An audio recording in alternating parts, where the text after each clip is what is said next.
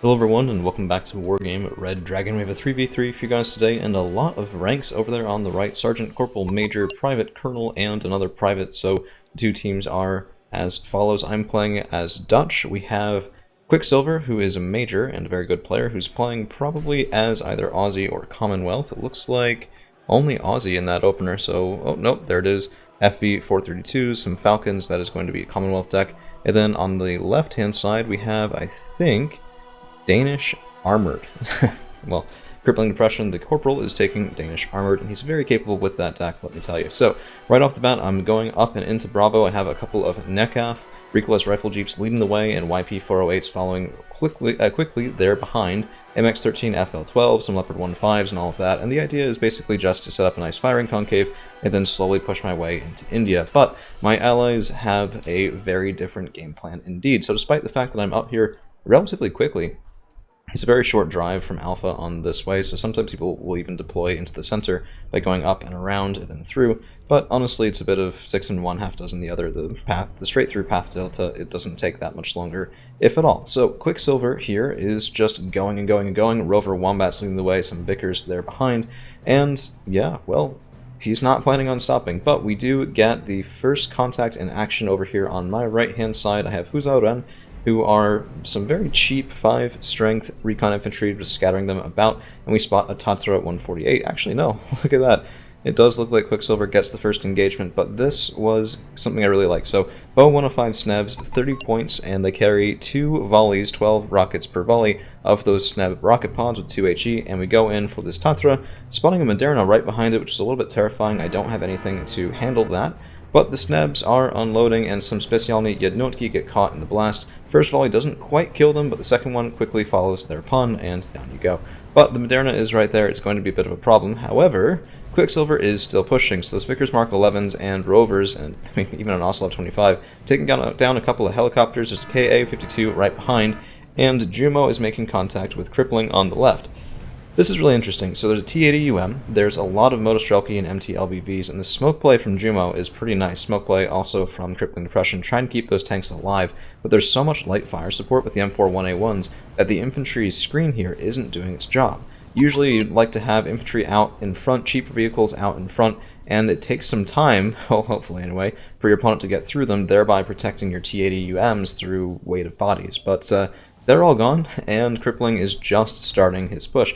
Meanwhile, on my side, I have lost a couple of things, and Motschutz and 90 are pushing me out in India, and I'm just sort of taking a bit of a, you know what, let's hold, let's try and support our teammates a little bit here, as it looks like a very dynamic opener indeed. Usually this is much more of an ambiguous contest, but look at all of the M41A1s, beautiful. It's like a field of 10-point recon tanks, all just on the verge of running completely out of fuel. Oh, it's so bad. Look at that. 26, 25, 24, 23, so on and so forth. And I mean, all the T-80UMs need is basically one hit to get them, but it's a 55% stabilizer, which could be better. And it's going to be a hard time indeed. Maybe a bomber coming in, we'll have to see what that's going to look like. Tunguska spotted, and some light fire on it. Yeah, that's Nile 102. That's going to be a rough day indeed, and actually really not terrible. I don't think a single M41A1 was killed. Huh. IL-102 shot out of the sky by a pair of automatics. That's just good for Crippling right there. And another Tunguska spotted back here. So lots of anti-air here, lots of good radar anti-air. This is not the Tunguska M. It was the cheaper version, but it's taken out by Challenger 1 Mark 1 double squad in these woods, as Rover Wombats and some of the 3050s are trying to screen out things like ATGMs. Meanwhile, Falcons do amazing damage when they do have the time to line up on Motostrelki. You can see, I mean, if you give them time to use those infantry secondaries, the Falcons will have trouble. But when they had their guns online, that was pretty quick. T-80UMs are getting a little bit of vengeance here, as it doesn't look like there's a lot in this push that's heavy enough to really damage them. So it looks like it was a nice strategic retreat from Jumo, some very nice controlled play. And I'm, meanwhile, having some trouble trying to get a couple things moving forward, but my Natra, my YP408s all take a bit of a pounding. And Huzauren scouting on this side, but still a very static front. 2A4NL was brought up just as a way to fight off that Moderna, but this was a bit of a mistake because the 2A4NL cannot fight the Moderna toe-to-toe. So I'd still need support, I'd still need other things like that. It's basically a dead bye while the Moderna is anchoring that side of the push. And more to the point, I've now left my NL here in the same place long enough that Smirch counterfire has come in, and that's going to be basically really catastrophic. I lose the NL, and, well, always move your artillery, guys. This is what happens when you don't. It is really expensive. The last volley, well, the last round from that Smirch does get the kill, but that's all he needs. So, 85 points in Gushka, retreating back as Fusiliers move up, taking out Conquerors, taking out the Motostrelki on that side. KA-52 still going to be doing some pretty good work here, but those anti-radar missiles don't really have targets, as a Stormer HVM is the anti-air of choice. For Quicksilver, of course, non-radar AA cannot be targeted by those secondaries, and this guy does not carry any ATGMs. I think that's probably the biggest weakness of the KA-52. It's very nice, but it's very niche. Huzhou Ren encounters some Mochitsu 90 and SPWs here in the woods on the right-hand side. My Huzhou Ren are trying to get back and away as I'm bringing up reinforcements and AMX Prees, along with the Bow Sneb, but LSTR briefly blipping out of that building. I didn't quite catch it at the time, so my Sneb is still moving up, and it wasn't even that group that took him down, honestly. There's enough AA here that I'm really having some trouble, and this front is very static, which is not exactly a good thing, but as long as I don't lose it, it looks like my team is doing pretty well. We have Hotel, we have Echo, we have Lima, and all of this pretty well locked down, I would say. Stormer getting some good kills, and the Book, Tungushka, and all of that don't have that heavy support to anchor that side, so Challenger 1 Mark 1s can get some very nice kills when they get those guns online, and the T-80s have disappeared, probably retreated back. I doubt they've both been lost. Actually, yeah, there's one, there's two, both hiding in these woods, popping in and out.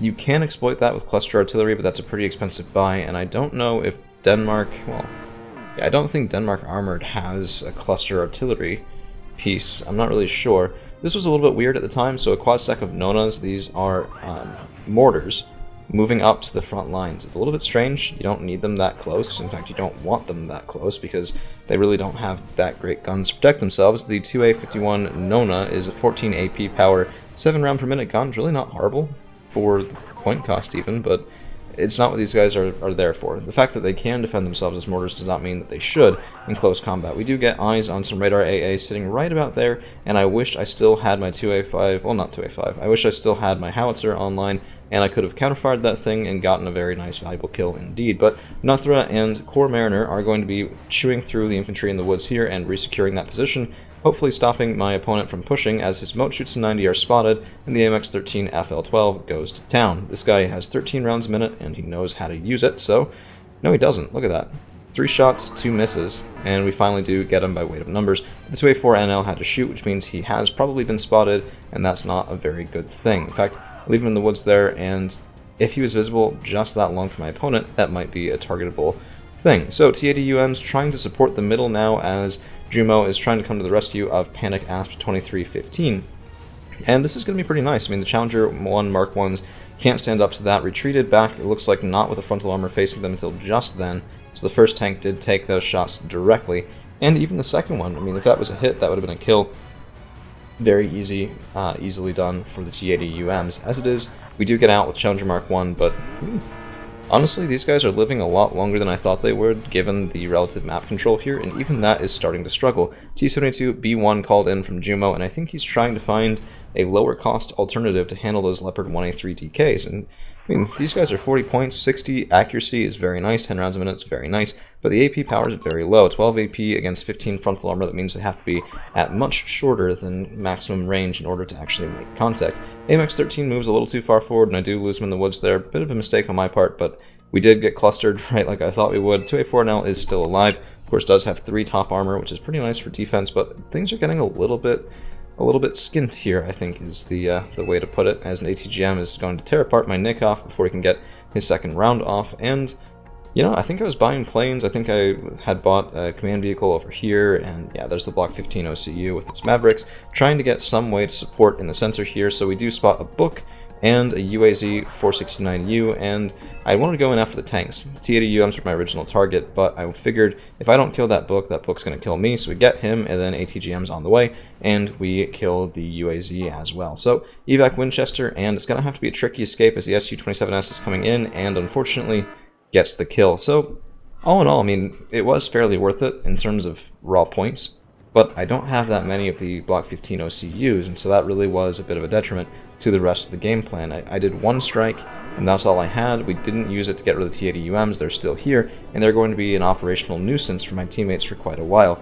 Looks like Tanger over here has made a bit of a defensive line, actually potentially an offensive line here if he pushes up with that Moderna. He is spotted, my Core Mariner's also spotted, and second OCU comes in and we do get the Moderna. That's going to be a confirmed kill on that tank. We hit his side armor, so he was retreating out and we did get the kill, but another OCU is killed. So I had two of them. They're both gone now. Yeah, it was nice to kill the Moderna super heavy tank on that side, but at what cost, right? So Core Mariners trying to capitalize on it, have YPRs over on this side shooting in at Specjalny Jednotki at range, and Core Mariners also over here trying to kill these LSTR, which double squad of Core Mariners can handle LSTR any day of the week, but nice mortar support from the Red 4 player, and yeah, we get a couple nice kills, but the Core Mariners are now going to be stunned as vehicles and Moat Shoots 90 catch them out in the open.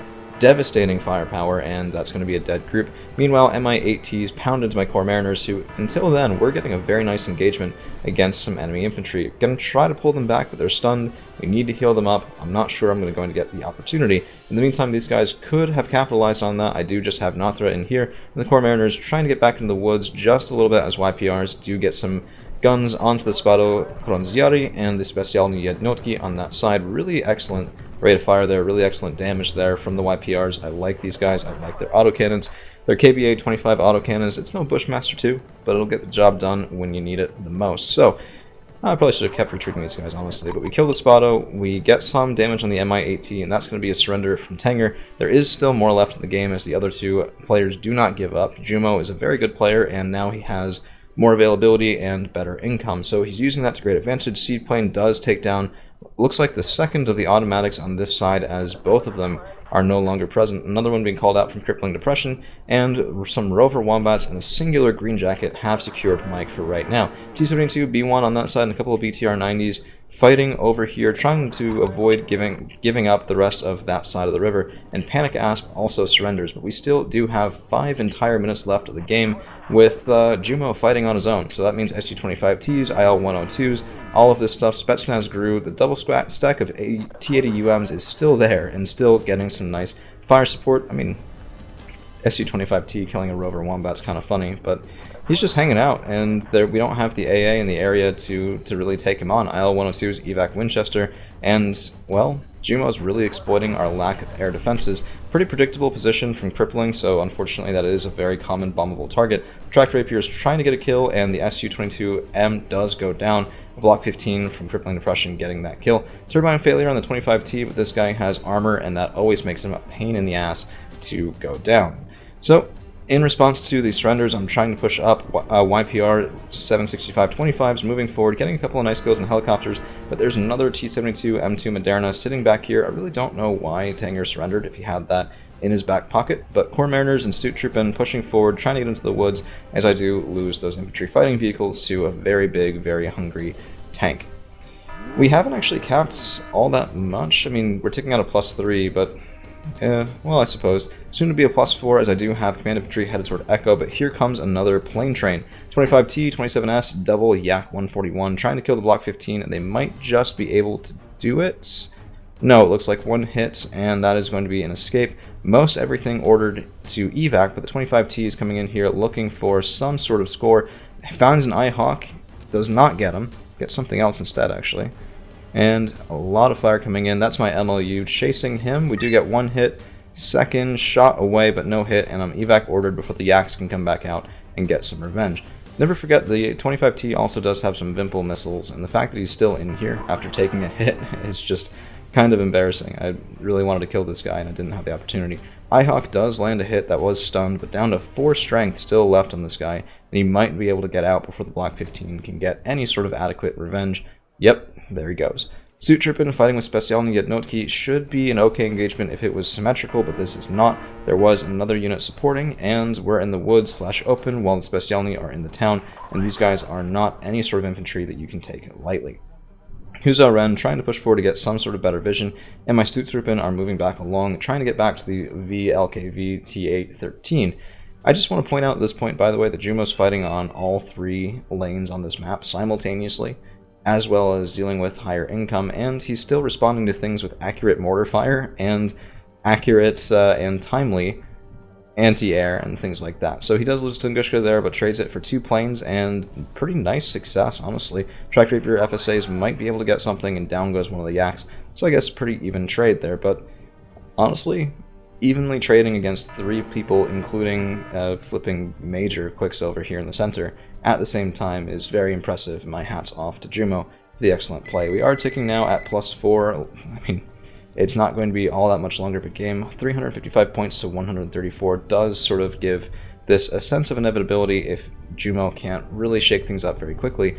But BTR-90s and VDV sort of isolated SAS getting a nice kill with their AT-4, and the Track Rapier is maybe getting a little bit far up. I know he's trying to get earlier response times on bombing runs, but there's VDV-90 right here, and the T-80s that are still alive in this game. Didn't lose them the entire game, I think. Oh, no, that's a B1.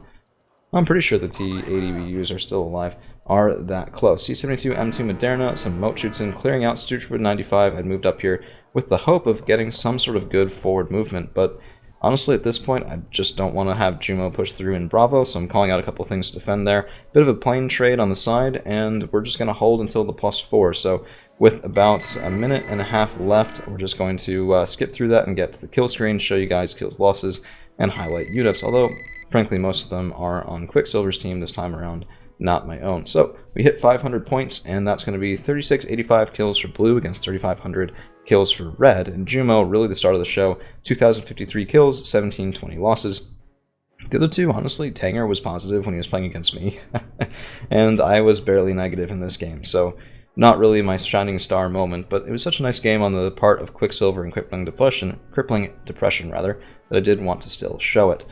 Sneb did alright in the early game with the Specialny, he had no key kill, but then we did lose him. The NL did not pay for himself because I didn't fire and move, and the 2A4 barely got into the action. Other than that, the YPRs probably were the start of the show for me, some Spado Kronziari and some moat shoots and taken out along with a Neva SC. Big kill there from the YPRs in the enemy back line. Alright, well that's all we've got for you guys today. Thank you all for hanging around, and we'll see you again real soon.